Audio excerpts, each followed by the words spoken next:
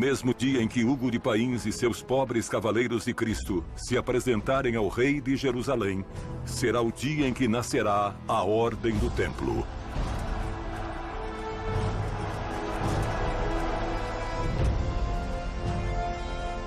Esses 9 cavaleiros estão realmente dispostos a consagrar suas espadas e suas vidas para a defesa dos peregrinos e dos lugares santos. Receberão a custódia do mítico Templo de Salomão, e ali transcorrerão os 9 primeiros anos dos 9 primeiros cavaleiros do Templo. Não haverá na Europa quem não tenha ouvido alguma vez as aventuras de Hugo de Pains. Não haverá nobre que não queira fazer parte dessa milícia. E não haverá rei que não queira compartilhar sua mesa com eles. A lenda viajará desde Jerusalém até as costas portuguesas. Ali receberão o primeiro de seus castelos, em plena fronteira com o inimigo muçulmano. Agora, terão que protegê-lo.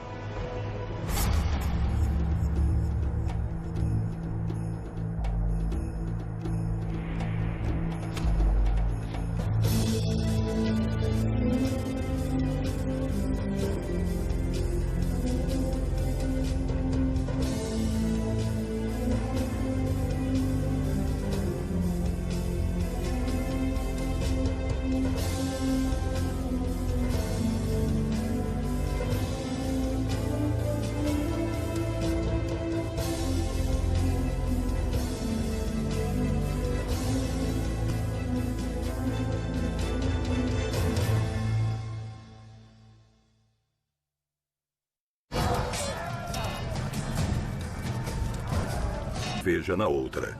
E você, Templário, o que terá entre suas mãos no teu leito de morte? Ano da Graça de 1130. A Europa se prepara para combater o Islã. A Igreja parece ter convencido a todos os reis de que lutar entre cristãos é um terrível pecado, mas que matar todos aqueles que não sejam cristãos é ganhar a salvação. Hugo de Pains e seus cavaleiros são um exemplo a seguir, mas não é o mesmo ser um cruzado que um templário. Ambos fazem votos. Sim, tanto um cruzado como um membro de uma ordem militar fazem votos. O voto de compromisso, que no primeiro caso, no caso do cruzado, é um compromisso específico, é um compromisso para, concretamente, uma expedição cruzada e que acaba com essa expedição. No caso de um membro de uma ordem militar, esse compromisso é um compromisso permanente porque se trata de um religioso. Portanto, a diferença está basicamente em que um cruzado não é um religioso e um membro de uma ordem militar, sim, é um religioso. A nobreza do século XI tem uma proibição jurídica, mas também uma proibição evidentemente ética e estética. E eles não conseguem trabalhar. Preguiçosos. Preguiçosos e covardes. Assim São Bernardo o chama. Embelezais vossos cabelos em sedas e cobri vossas cotas de malha, nem sei de que andrajos. Incrustrais ouro em vossos escudos, prata e pedras preciosas. Por acaso acreditais que as armas de vossos inimigos se refriarão ante o ouro e não atravessarão a seda? Ocultais vossas ternas e delicadas mãos em amplas túnicas, e assim, paramentados, vos enfeitais para a morte.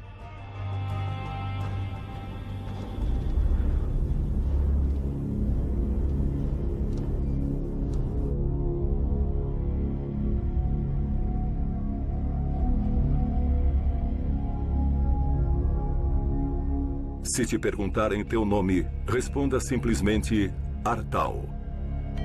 Porque já faz tempo que esqueceste teu sobrenome. Irmão, estás disposto a de hoje em diante, durante todos os dias de tua vida, a ser um servo e escravo da ordem? Estais disposto a renunciar à vossa vontade para sempre? E tu responderás, sim, se Deus assim me permitir.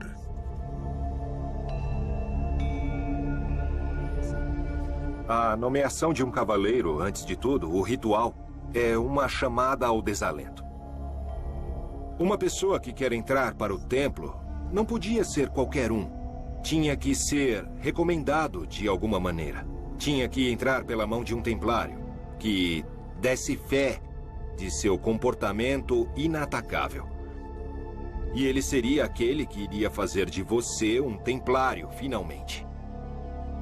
Os irmãos ingressavam na ordem através de um ritual, que requeria uma certa trajetória na ordem. O ideal para entrar para a ordem do templo era ter sido antes um noviço, jovenzinho, bem pequeno, de um mosteiro, claro. Transformar em templário um jovem que tivesse vivido uma vida muito desordenada era difícil. Por outro lado, transformar em templário um jovem que desde a infância tivesse vivido dentro da ordem, dentro da regra de um mosteiro, era bem mais fácil. Portanto, a grande verdade é que havia noviços da ordem do templo que vinham de mosteiros, porque sua reconversão ao templo era muito mais fácil.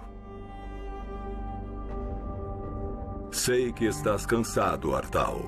Fostes obrigado a passar a noite toda em vigília, e mais uma vez te fazem esperar em uma fria sala do monastério. Se teu coração abriga alguma dúvida, se acreditar que não está preparado para assumir os votos de cavaleiro, este é o momento de dizer isso em voz alta. Teu padrinho está contigo, para te animar, te dar forças e, sobretudo, te dar fé ante o resto dos cavaleiros templários, de que és digno de pertencer a esta ordem.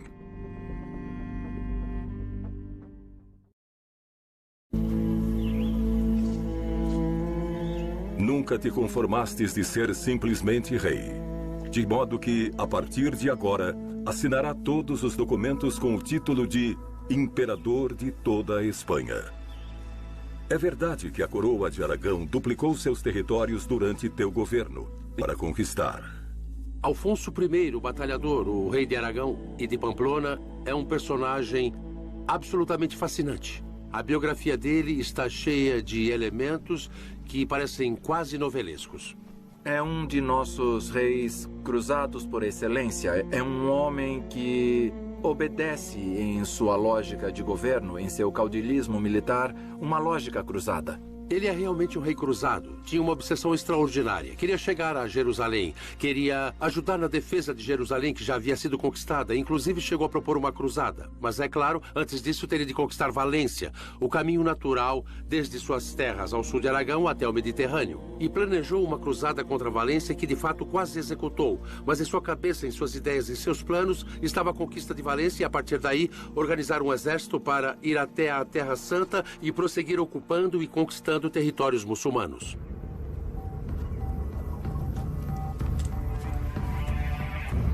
Um rei que vivia na guerra, pela guerra e para a guerra.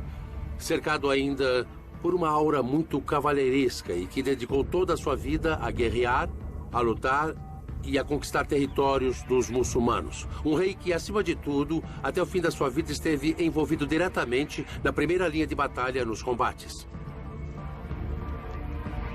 No ano de 1106, já serás dono de todo o Vale do Ebro.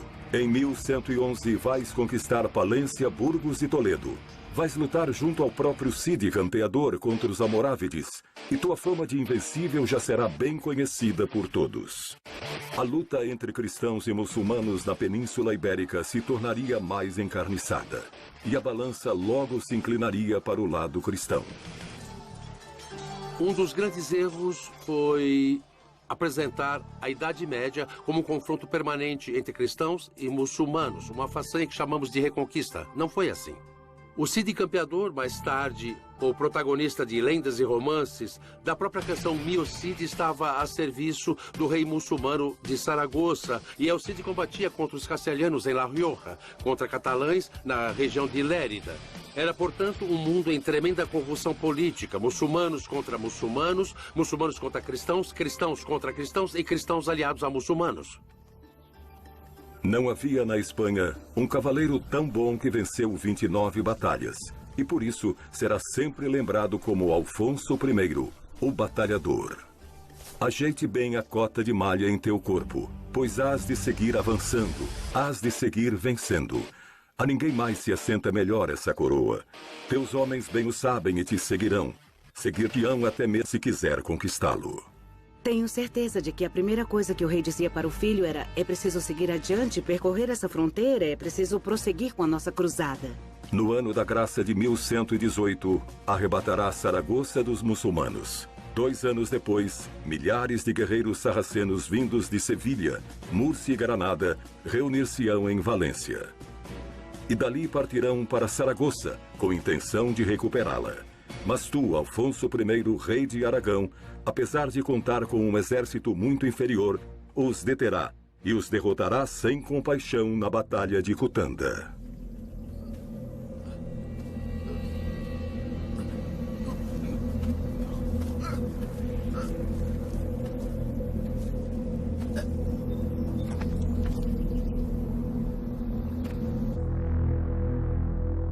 Três irmãos oficiam a cerimônia de iniciação. Se está ou não preparado para ser cavaleiro, eles terão de dizer: este é o templo, e aqui não entra qualquer um. Eles se perguntam entre si se querem que o irmão que está pedindo para entrar seja admitido. Olha só, está disposto. Muito bem, e vocês o que acham? Essa deliberação, que aqui resumimos em uma frase, dependendo do caso, podia demorar. O padrinho saía junto com o postulante e voltava para perguntar: nós já te perguntamos isso, agora eu venho com outra pessoa, não vai me deixar mal. Uma vez que os templários do capítulo tenham aceitado ou estão de acordo que o irmão seja conduzido diante deles, este entra e explicam a ele uma série de questões sobre a ordem. A primeira coisa que faziam era perguntar se realmente queria o que ia encontrar. Sim, ele os via bem alimentados, ele os via com roupas boas, com armas adequadas, e via que estavam sempre preparados para combater em nome de Deus. Embora a ordem fosse muito rica, tinham ótimos cavalos, tinham as frotas, tinham castelos, mas a ordem não era uma vida de comodidades. Muito pelo contrário, era uma vida de sacrifícios, uma vida de trabalho, uma vida de privações. É muito famosa a frase usada na ordenação que diz: se deseja dormir, te mandarão velar. Se deseja a montanha, te mandarão ao mar. Se quiser estar na Terra Santa, o mandarão à Casa Madre. Se quiser estar na Casa Madre, o mandarão à Terra Santa. Você é um peão a mais dentro da organização da ordem. Deixa-se muito claro que até então você tinha sido dono do seu próprio destino, mas que a partir daquele momento renunciava a todas as suas posses terrenas, renunciava à sua descendência, renunciava a ser o dono do seu destino, porque a partir desse momento estará sujeito a uma série de ordens. E acima de tudo, que estava disposto a dar inclusive a sua vida pelo que o templo representava. É a vida que se espera de um cavaleiro templário.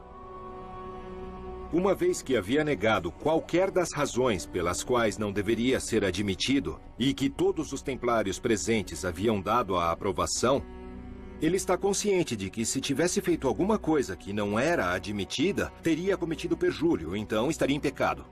Que ninguém queira cumprir seus desejos. Pois estamos aqui para imitar ao Senhor que dizia: não vim aqui fazer minha vontade, e sim daquele que me enviou. Se um cavaleiro não se conservasse casto, humilde e pobre até o fim, jamais poderia chegar ao descanso, jamais poderia chegar a ver Deus. Além de tudo isso, antes que o postulante fizesse todo esse juramento, tinha que passar uma noite em vigília, em momento de oração, pedindo orientação a Deus e fazendo um exame de consciência. Tudo era pensado para evitar que o postulante entrasse, e que se entrasse, que fosse plenamente consciente do que fazia. Querem saber o que pensam os muçulmanos de vocês? Eles vos odeiam. Dizem que o fedor que desprendeis é tal que podem senti-lo a quilômetros de distância. Para eles, essas cruzes vermelhas que decoram vossos peitos é o veneno que faz agonizar suas terras, e só haveis causado morte e destruição. Isso não é verdade. E não é verdade porque dentro da ordem havia médicos famosos que se ofereciam para ir lá. E enfermeiros. E tinham costumes higiênicos que ninguém mais tinha, então. Tomavam banho uma vez ao ano, na Sexta-feira Santa, mas o que é verdade é que tomavam banho. Às vezes tomavam banho. Se aceitarmos o banho como algo que na Idade Média não era tão frequente como pode ser hoje em dia, mais que falar de uma proibição, falaríamos de um costume. Os templários tinham que estar bem vestidos, porque afinal de contas, como se vestia um templário, ia atrás do prestígio da ordem. Há muitos comentários da regra que nos dizem que o templário deve ir corretamente vestido, com um hábito nem muito longo, nem muito curto, com os cabelos bem aparados, com determinadas atribuições ou características físicas bem marcadas. Jamais demonstrando nem riqueza demais, nem pobreza demais. Tinham que ser bem equilibrados. Capítulo 8 da Regra do Templo. Coma vosso pão em silêncio. Capítulo 9. Que faça uma leitura sagrada durante a refeição. Se amamos ao Senhor, devemos desejar ouvir com atenção suas palavras. Capítulo 10. Dar sempre a 10ª parte de todos os pães àqueles que pedem esmolas. Eles tinham que dar uma parte aos pobres. Do seu próprio soldo, 1/10 era destinado aos que mais necessitavam. Isso os levou a ter uma visão totalmente distinta do mundo no que se refere, por exemplo, aos enfermos. Para eles, a epilepsia não era uma possessão demoníaca, e sim uma doença que devia ser tratada e que eles tentavam curar. Os leprosos eram tratados como se deve. Fundaram leprosários para cuidar daqueles que sofriam de lepra. Eles descobriram remédios contra o tétano. Alguns remédios muito divertidos. Fíbulas misturadas com sal e figos. Eu não sei se isso realmente funcionava.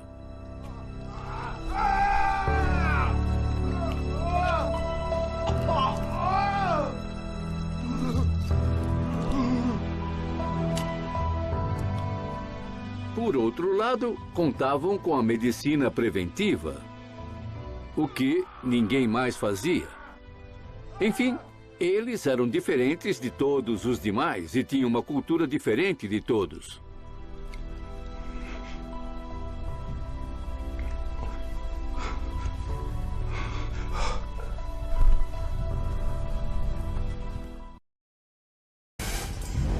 Amarás a Deus sobre todas as coisas.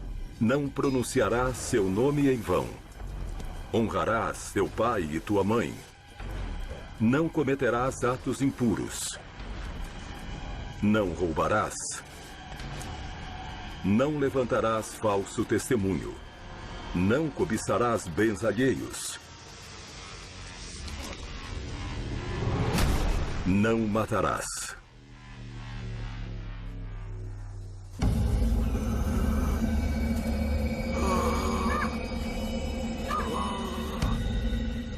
Os corvos te adoram. Cada uma de tuas vitórias deixa para trás um silencioso campo de batalha, ao qual todos os insetos e carniceiros acorrem para se alimentar. A fronteira entre Aragão e o Islã é uma paragem semeada de cadáveres a que muitos chamam de a mesa onde ceiam os corvos. Ano de 1134 da era de Nosso Senhor e Criador. Olhe bem ao seu redor, Alfonso, pois esta será a última vez que contemplarás um campo de batalha. Amanhã tentarás pôr sob cerco a fortaleza de Fraga, e lá 1, 2 e até 3 flechas te matarão.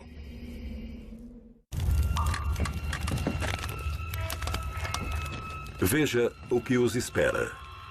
A esses que chamais de inimigo, estão reforçando todas as suas posições. Seus alquimistas aprenderam a destilar o alcatrão e já não jogarão apenas pedras e óleo fervente do alto de suas ameias, mas também breu. Essa solução negra e viscosa atravessa a pele e abrasa as carnes. Vão rezar para que seja um arqueiro quem acabe antes com vossas vidas. Os arqueiros turcos tinham um grau de adestramento muito grande. De fato, se esperava que um arqueiro turco disparasse 5 flechas em 2 segundos e meio. Era possível. Naquela época era.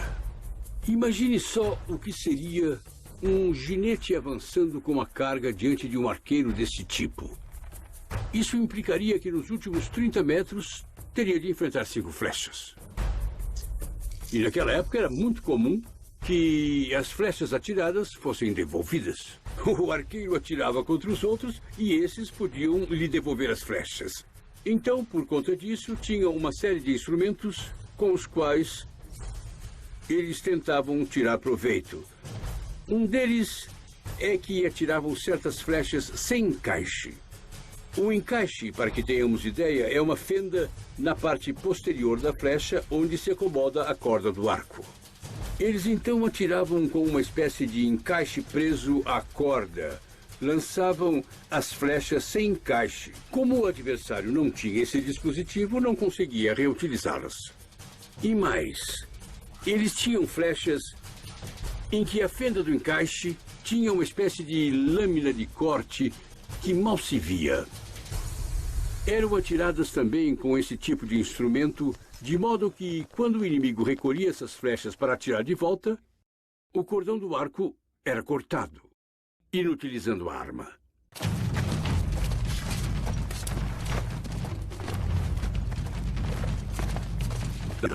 E seus defensores pegaram a todos de surpresa. A cavalaria almorávide esmagou a maioria de teus cavaleiros, e tuas melhores cotas de malha não os mantêm a salvo dos arqueiros. Estás fugindo, Alfonso, sangrando como um porco e levado para um estandarte todo sujo. Rei da coroa de Aragão, imperador da Espanha, o batalhador, pouco em te chamar. Perdeste sangue demais. Quando se reproduz o assédio de Fraga, a única batalha, por certo, que perdeu em toda a sua vida, a última e a única que perdeu, estava com sua cota de malha, seu capacete, sua espada e na primeira linha de combate. Quer dizer, era um indivíduo que, acima de tudo, amava e que gostava da guerra.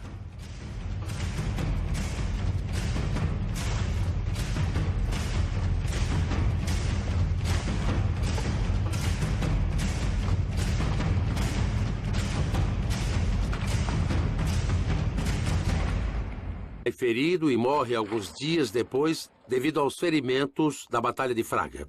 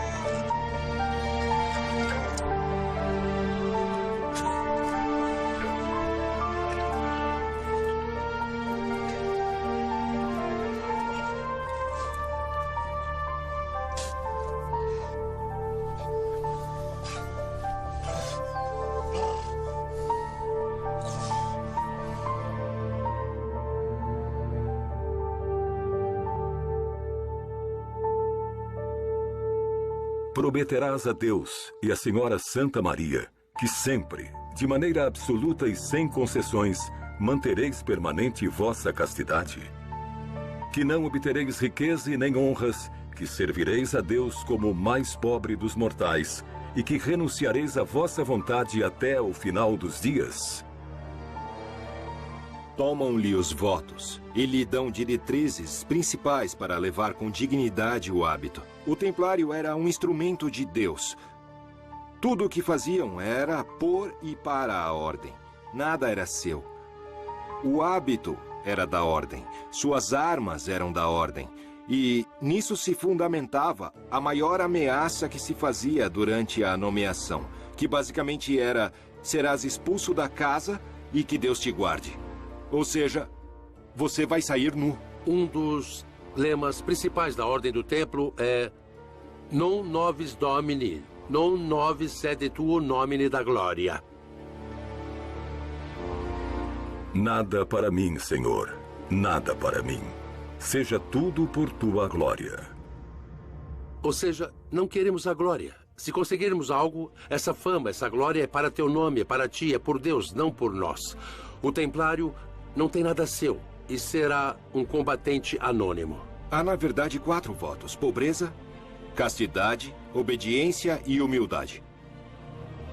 Os votos religiosos pretendem, na verdade, orientar, ou seja, desvincular de qualquer outra realidade afetiva ou de qualquer realidade material que possa descentrar em suas vidas a ideia de Deus. A castidade e a pureza para com Cristo são os princípios religiosos mais valorizados de toda a Idade Média, a ponto de nenhum templário poder, segundo a regra, nem olhar para as mulheres da sua família. Estamos falando que, inclusive, uma coisa tão simples como se apaixonar é um pensamento que iria afastá-lo dos seus deveres.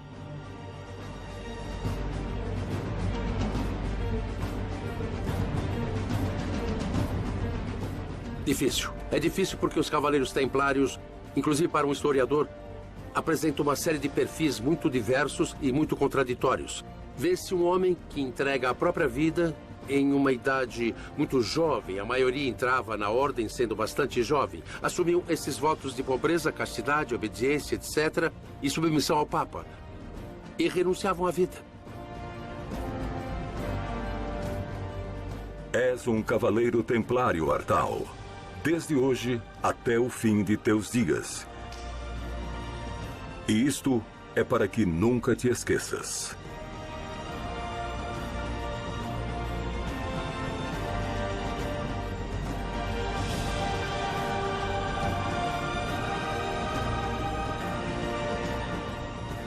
Isso faz parte um pouco do que eram todas as tradições de cavaleiros da época. A ideia de dar um tapa no rosto do novo membro da congregação não deixa de ser um lembrete de que, a partir de então, as privações serão grandes, de que terá que sofrer e também, segundo outras tradições, para que não esqueça desse momento da sua vida. Era um ato espetacular. Davam um tapa dizendo para não esquecerem. Certamente, levar um tapa daquele calibre era mesmo inesquecível.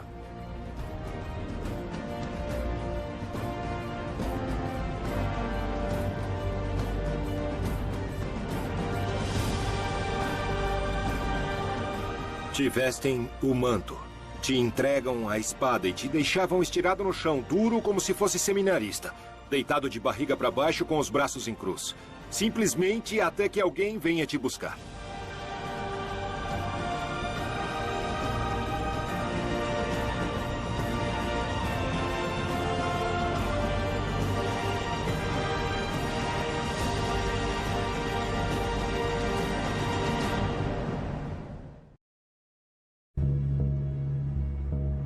Vinte e 29 batalhas são muitas batalhas, Alfonso. Sabias bem que este dia haveria de chegar. E não tem herdeiros. Fez que chamassem Hugo Rigaud, comendador da Ordem do Templo para Languedoc e Espanha. Um dos místicos 8 cavaleiros de Hugo de Pains. Ele redigirá teu testamento. Em nome de Deus, eu, Alfonso, rei de Aragão, pensando que a natureza fez todos os homens mortais e temendo o juízo divino, depois de minha morte, deixo como herdeiro e meu sucessor a Ordem do Templo de Jerusalém. Faço isso tudo pela salvação de minha alma e a remissão de todos os meus pecados. e para merecer um lugar na vida eterna. É incrível como chega em Aragão, sendo o templo como é e com toda aquela força. Esse rei foi um visionário quando deixou em testamento absolutamente toda a ordem. Todos os personagens importantes desse momento seguiam o templo. Se uma pessoa estava prestes a morrer e queria ser acolhida no seio de Cristo e no seio de Deus, o que podia fazer era dirigir-se à ordem e tentar ingressar na ordem no último momento e, ao morrer, ser tratado como se houvesse vivido sendo um cavaleiro templário. Aos olhos de Deus, seria meritório. Seria alguém subindo aos céus, não como fora antes, e sim como foi no momento de morrer, um templário. Não parece que Alfonso, o batalhador, tivesse muito medo. Pelo contrário, era um homem corajoso, valente e que gostava de manifestar seu valor. Entre 1125 e 1126, realizou uma cavalgada no Vale do Ebro até a costa andaluza, no Mediterrâneo. E lá entrou com seu cavalo no mar, nas praias mediterrâneas. Estamos em território almoravide, estamos em Al-Andalus. Entrou com seu cavalo no mar, como dizendo, vou conquistar todo o território muçulmano na Península Ibérica. Porque, além disso, também sou rei de Castela e ainda continuarei além do mar. Não parece, portanto, que Alfonso o Batalhador tivesse medo da morte, mas provavelmente teria medo do que poderia haver no além. Havia um medo coletivo extraordinário de morrer em pecado, um medo coletivo de arder eternamente no fogo do inferno. A boa morte significava morrer na graça de Deus, porque se não morresse na graça de Deus, ele ia para o inferno. Isso era terrível, era a condenação por toda a eternidade. Você podia cometer durante a sua vida todos os pecados possíveis e impossíveis, mas se morresse na graça de Deus, esses pecados seriam perdoados. Os puros de coração, os bons, iam diretamente para o céu e gozariam da felicidade eterna. Visto por essa perspectiva, ser templário era mesmo a melhor opção.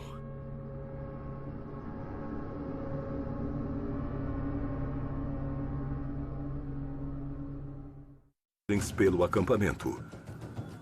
O tocar de um chifre era tudo que um templário nos cristãos. Homens que juraram não dar jamais um passo para trás. Um templário poderia ser um homem que não se conforma em conhecer as virtudes de um mundo como eclesiástico ou do guerreiro, e sim que preferia ter ambas. É um homem que, portanto, vive a fé com bem, desfruta. Foi o afã da aventura, esse afã de buscar algo mais proveitoso que a vida. Eram verdadeiros aventureiros que não tinham muito o que perder. Se lançavam a aventuras que não terminavam nunca. Nos encontramos com numerosos cavaleiros que alardeiam e que gozam do exercício de armas, em ocasiões porque é fácil e em ocasiões porque não tem problema de enfrentar-se a cavaleiros tão duros ou tão experientes como eles, e que, em consequência, nunca vão se encontrar com 2 palmos de espada dentro do corpo.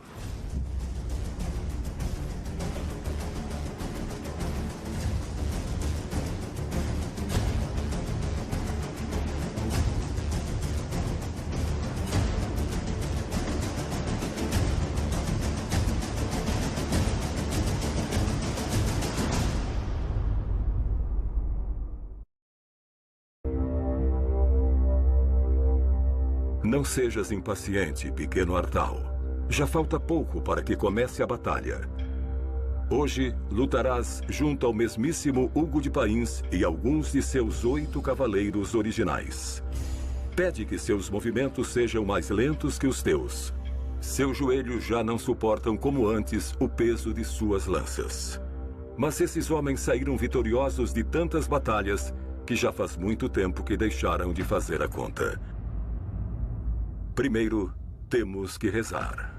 Há 8 nomes que poderiam ser citados sobre esses cavaleiros templários. Temos notícias soltas de alguns deles que acompanhavam Hugo na viagem. Não sabemos muito mais. Alguns deles conseguiram o título de mestre depois dele. Lhes legou a direção da ordem. Assim como Hugo, deviam ser personagens dos mais peculiares. Mata Artal. Mata sem compaixão. Não é isso que tem de fazer todo bom templário? Não olhe para trás. Continue em frente. Ainda restam inimigos com vida. Um grande conflito na Idade Média e, evidentemente, nas cruzadas é a morte dos semelhantes. Os mandamentos da lei de Deus são taxativos. Não matarás. A lei de Deus não tem nenhuma brecha. Não diz, não matarás, asterisco, aquelas pessoas. Não. Diz, não matarás. Mas, claro, as cruzadas significam morte. A conquista do território muçulmano significa a morte. Porque os muçulmanos não vão deixar se conquistar, não vão aceitar submeter-se. Tudo isso, evidentemente, está nos falando de uma resistência psicológica que provavelmente protagonizam os próprios templários. Ainda que não estejamos diante de monges, e sim diante de religiosos, e o derramamento de sangue em um homem que tinha feito votos religiosos era algo absolutamente inconcebível até aquele momento, até o momento do nascimento do templo.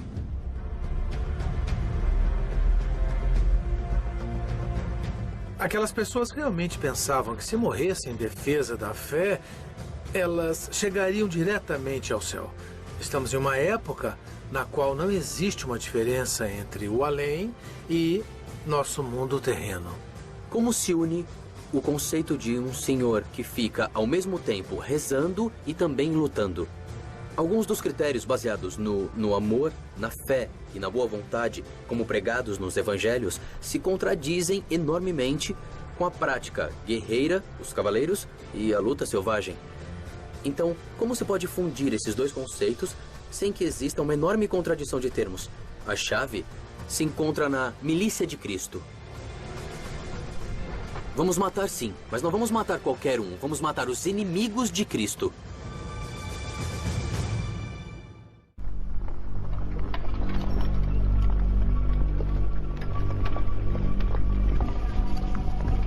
Atravessaram um deserto inabitado e em paragens inacessíveis montaram suas tendas. Dá-me valor, Senhor. Tu que fizestes todas as coisas, formastes ao homem para que dominasse todas as criaturas. Dá-me a sabedoria que se assenta junto a teu trono. Porque sou teu escravo, homem débil e de vida curta. E se me faltar o valor, não serei nada. Nossos jovens universitários e não universitários desconhecem a Bíblia em boa medida. Sem dúvida, naquela época, apesar do caráter iletrado das pessoas, se conhecia bem a Bíblia.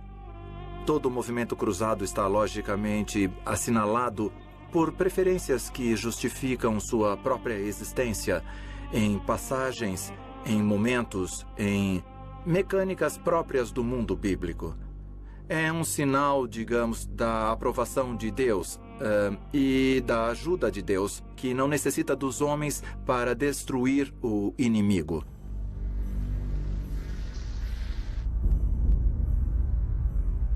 Quantos homens já matou Hugo? Quantos deixou de contar? Realmente crês que todos eles mereciam morrer? Não havia um só homem inocente entre todos eles? A grande contribuição de Hugo de Payens foi mesclar e fundir duas ideias. A defesa da cristandade mediante a prática espiritual, que eram os monges, e a defesa da cristandade mediante o exercício da guerra, que eram os soldados. Portanto, Hugo de Payens, nesse sentido, é bem avançado. A verdade é que o perfil biográfico de Hugo de Payens às vezes se borra um pouco. Somente para dar um exemplo, havia uma carta muito importante que citava um tal Hugo o Pecador.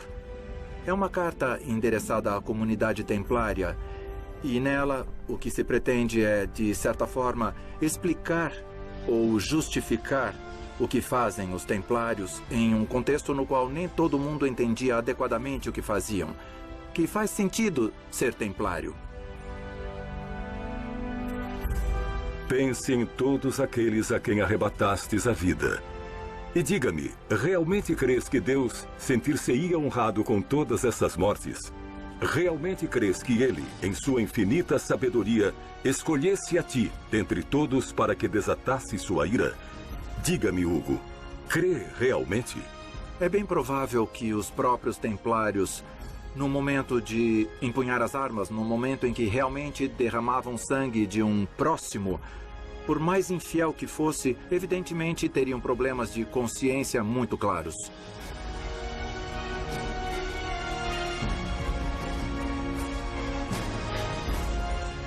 Hoje em dia, muitos especialistas pensam que esta carta foi escrita por Hugo de Pains. Se assim for, evidentemente, esta carta, com o tom pessoal que tem, nos permitirá ter uma ideia mais clara dessa personalidade, dessa importante personalidade do fundador do templo. Teu nome adornará os livros de história. Sois o padre fundador da Ordem do Templo. És o mais puro dos cavaleiros que já conheceu a cristandade. Ninguém merece mais que tu um lugar no reino dos céus. Completaste 66 anos de idade. Não vais completar mais nenhum.